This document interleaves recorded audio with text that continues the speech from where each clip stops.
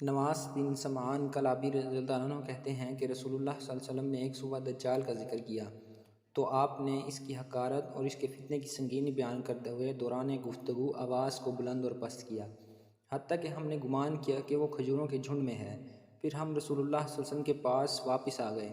پھر آپ کے پاس گئے تو آپ نے ہم پر دجال کا خوف کا اثر جان لیا اور فرمایا، کیا معاملہ ہے؟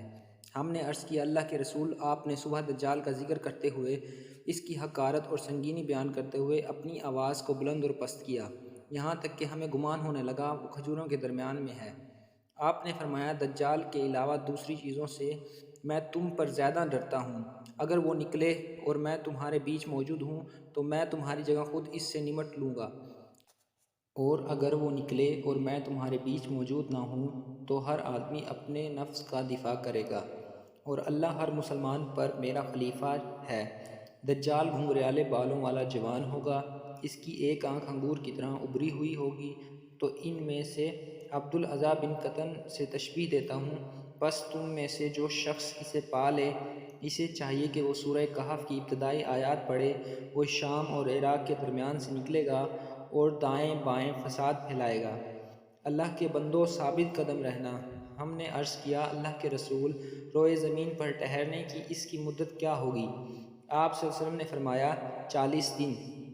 ایک دن ایک سال کے برابر ہوگا، ایک دن ایک مہینہ کے برابر ہوگا، ایک دن ہفتہ کے برابر ہوگا، اور باقی دن تمہارے دنوں کی طرح ہوں گے۔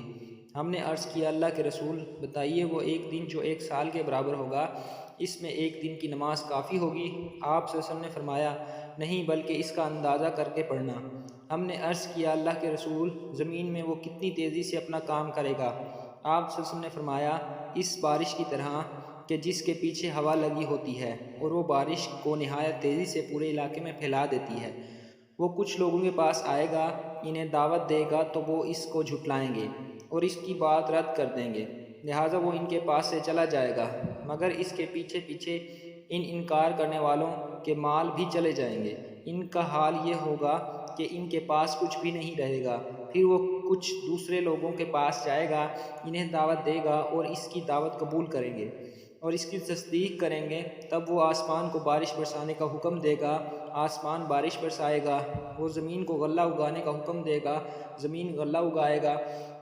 ان کے چرنے والے جانور شام کو جب چراگاہوں سے واپس آئیں گے تو ان کے کوہان پہلے سے کہیں زیادہ لمبے ہوں گے، ان کی کوکھیں زیادہ کشادہ ہوں گی، ان کے تھن کامل طور پر دودھ سے بھرے ہوں گے۔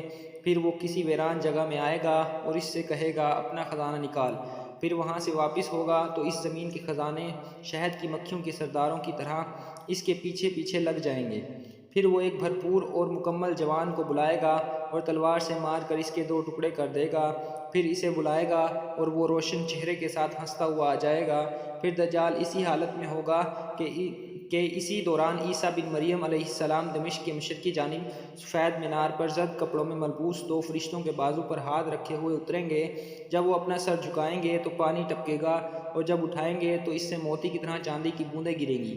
ان کے سانس کی بھانپ جسے کافر کو بھی پہنچے گی وہ مر جائے گا، اور اس کی سانس کی بھانپ اس کی حد نگاہ تک محسوس کی جائے گی۔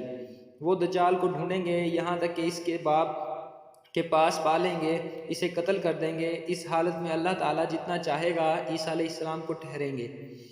پھر اللہ تعالیٰ ان کے پاس وہی بھیجے گا کہ میرے بندوں کو طور کی طرف لے جاؤ، اس لیے کہ میں نے کچھ ایسے بندے اتارے ہیں جن سے لڑنے کی کسی میں تاب نہیں ہے۔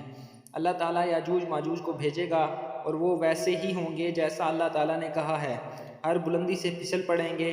ان کا پہلا گروہ شام کی بحیرہ طبریہ نامی جھیل سے گزرے گا اور اس کا تمام پانی پی جائے گا۔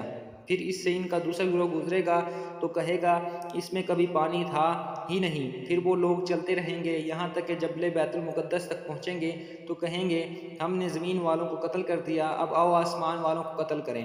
چنانچہ وہ لوگ آسمان کی طرف اپنے تیر چلائیں گے، چنانچہ اللہ تعالیٰ ان کو خون سے سفید کر کے ان کے پاس واپس کر دے گا۔ اس عرصے میں عیسیٰ بن مریم اور ان کے ساتھی گھرے رہیں گے، یہاں تک کہ شدید قحط سالی کی وجہ سے اس وقت بیل کی ایک سری ان کے لیے تمہارے 100 دینار سے بہتر معلوم ہوگی۔ چیزیں اس قدر مہنگی ہوں گی۔ پھر عیسیٰ بن مریم اور اس کے ساتھی اللہ کی طرف متوجہ ہوں گے تو اللہ تعالیٰ یاجوج ماجوج کی گردنوں میں ایک کیڑا پیدا کر دے گا جس سے وہ سب دفعتاً ایک جان کی طرح مر جائیں گے۔ عیسیٰ اور ان کے ساتھی پہاڑ سے اتریں گے تو ایک بالشت بھی جگہ نہ ہوگی جو ان کی لاشوں پر گندگی، سخت بدبو اور خون سے بھری ہوئی نہ ہو۔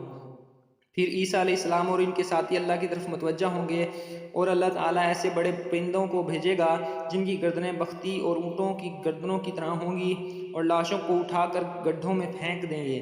مسلمان ان کے کمان، تیر اور ترکش سے 7 سال تک ایندھن جلائیں گے۔ پھر اللہ تعالیٰ ان پر ایسی بارش برسائے گا جسے کوئی کچا اور پکا گھر نہیں روک پائے گا۔